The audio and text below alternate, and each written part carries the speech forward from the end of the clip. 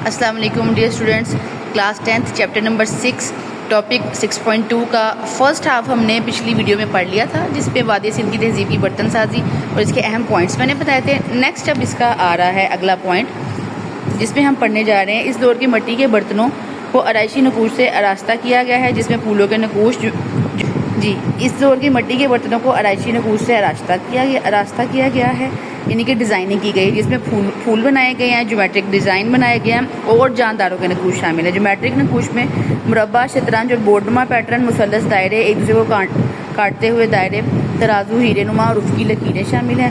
پھولوں کے نقوش میں پیپل کے پتے، کھجور کے پتے، 3 پتی نمونے اور گلاب شامل ہیں۔ جانداروں کے نقوش میں چڑیا، مور، ہنس، بیل، ہرن، بندر، بکری، مچھلی اور سادہ انسانی اشکال بھی شامل ہیں۔ اور مطلب یہ ساری وہ چیزیں جو پاٹس پہ بنی ہوئی ہیں۔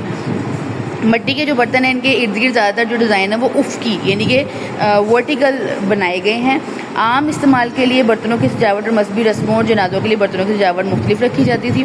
ٹھیک ہے جی، یہ تو ایک کانشیس بات ہے، ہمارے بھی گھروں میں عام استعمال کے برتن اور فنکشنز اور کسی گیسٹ کے آنے والے برتن الگ الگ ہوتے ہیں۔ ٹھیک ہے جی، عام استعمال کے زیادہ تر برتن سادے رکھے جاتے تھے، جبکہ مذہبی تہواروں اور مور ایک مقدس پرندے کے طور پر بنایا جاتا تھا، جو ان کے موت کے بعد کے عقیدے کی عکاسی کرتے ہیں۔ ٹھیک ہے جی، نیکسٹ آ جائیں پیج نمبر 174، جس میں لکھا گیا جی آپ کو یہ پاٹ دکھایا گیا جس میں مچھلی اور ہنسی اشکال ہے، کچھ رائٹنگ کی گئی ہے، اور سیکنڈ والے پہ بیل بنا ہے، کچھ پھول وغیرہ ہے، اور اس میں جو ہے ڈفرینٹ کلرز کا کیا ہے۔ اچھا، پہلا ہے مٹیالہ یا گلابی، دوسرا ہے سرخ اور سیاہ، تیسرا ہے سفید اور سبز۔ یہ وہ کلرز ہیں جو ان پاٹس پہ استعمال کیے گئے ہیں۔ وادی سندھ کی تہذیب سے ملنے والے مٹی کے برتن قدیم چمکدار برتنوں کی بہترین مثال ہیں۔ اس دور میں کمہار کے اپنے چکے پاٹس ویل پر برتنوں کو ان کے اشکال میں ڈھالتا تھا اور کبھی ہاتھ سے انہیں بناتا تھا، جس کے بعد انہیں بھٹے میں پکایا جاتا تھا۔ پینٹنگ اور سجاوٹ کے بعد برتنوں کو کسی سخت ہڈی یا پتھر سے رگڑ کر چمکایا جاتا تھا۔